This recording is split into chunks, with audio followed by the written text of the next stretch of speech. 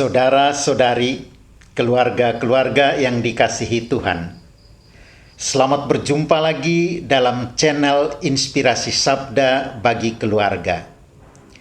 Inspirasi Sabda hari ini diambil dari Injil Yohanes bab 12 ayat 1 sampai 8. Yesus diurapi di Betania. 6 hari sebelum Paskah, Yesus datang ke Betania, tempat tinggal Lazarus yang dibangkitkan Yesus dari antara orang mati.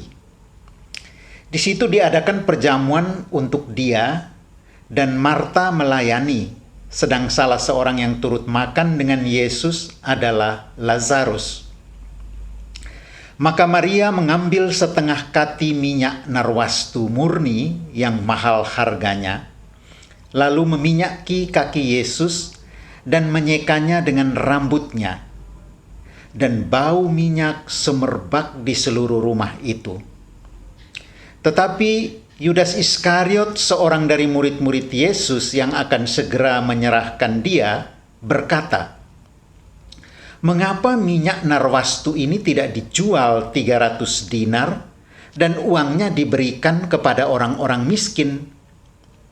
Hal itu dikatakannya bukan karena ia memperhatikan nasib orang-orang miskin, melainkan karena ia adalah seorang pencuri. Ia sering mengambil uang yang disimpan dalam kas yang dipegangnya. Maka kata Yesus, "Biarkanlah dia melakukan hal ini mengingat hari penguburanku. Karena orang-orang miskin selalu ada pada kamu, tetapi aku tidak akan selalu ada pada kamu." Demikianlah Injil Tuhan. Terpujilah Kristus. Saudara-saudari, keluarga-keluarga yang dikasihi Tuhan. Tema inspirasi sabda hari ini adalah belajar dari Yudas dan Maria. Pesan apakah yang bisa kita petik dari sikap Yudas Iskariot dan sikap Maria? Kita semua tentu pernah mendengar peristiwa Lazarus yang mati tapi kemudian dibangkitkan oleh Yesus. Maka mereka mengadakan perjamuan makan untuk Yesus. Pada waktu itu Maria mengambil setengah kati atau setengah liter minyak narwastu yang mahal harganya, lalu meminyaki kaki Yesus dan menyekanya dengan rambutnya. Tentu saja bau minyak semerbak memenuhi ruangan itu. Semua yang ada di ruangan itu serentak heran, dan semua tatapan mata tertuju kepada satu sosok saja, yaitu Maria. Yudas juga memperhatikan Maria. Yudas tahu bahwa minyak narwastu itu sangat mahal harganya, 300 dinar. Menurut Injil Matius bab 20 ayat 2 dikatakan bahwa 1 dinar adalah upah pekerja dalam 1 hari. Berarti 300 dinar sama dengan upah pekerja selama 300 hari dalam lingkungan Yahudi pada waktu itu. Kalau kita bandingkan dengan situasi hari ini di Sumatera Utara misalnya, upah kerja berdasarkan SK Gubernur Sumatera Utara nomor 188,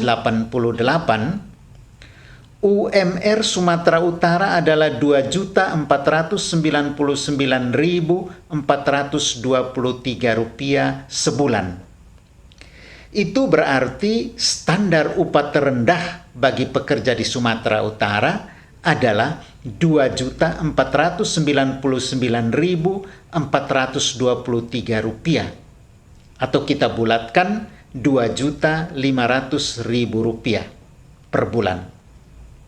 Maka upah kerja setahun adalah 12 bulan, 12 kali 2,5 juta sama dengan 30 juta rupiah. Itulah harga 1 kati atau 1 liter minyak narwastu murni. Melihat hal itu, Yudas menyayangkan sikap Maria yang menghambur-hamburkan minyak yang mahal itu.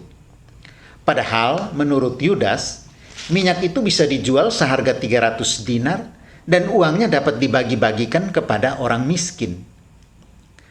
protes Yudas terdengar sangat penuh perhatian, seolah-olah ia peduli dengan nasib rakyat miskin. Tapi Alkitab menjelaskan di ayat 6 bahwa hal itu dikatakannya bukan karena ia memperhatikan nasib orang-orang miskin, melainkan karena ia adalah seorang pencuri. Ia sering mengambil uang yang ada dalam kas yang dipegangnya. Saudara-saudari, bertolak dari inspirasi sabda hari ini, kita mendapat dua cermin. Ada cermin Yudas dan ada cermin Maria. Kita bisa melihat diri kita masing-masing pada dua cermin itu. Apakah saya cenderung seperti Maria, ataukah sebaliknya lebih cenderung seperti Yudas? Apa yang terlihat pada cermin Yudas? Hati Yudas melekat pada uang. Ia terbiasa mengambil kesempatan dalam kesempitan. Awalnya ia menguasai uang. Kemudian uanglah yang menguasai hatinya. Awalnya ia mencuri uang.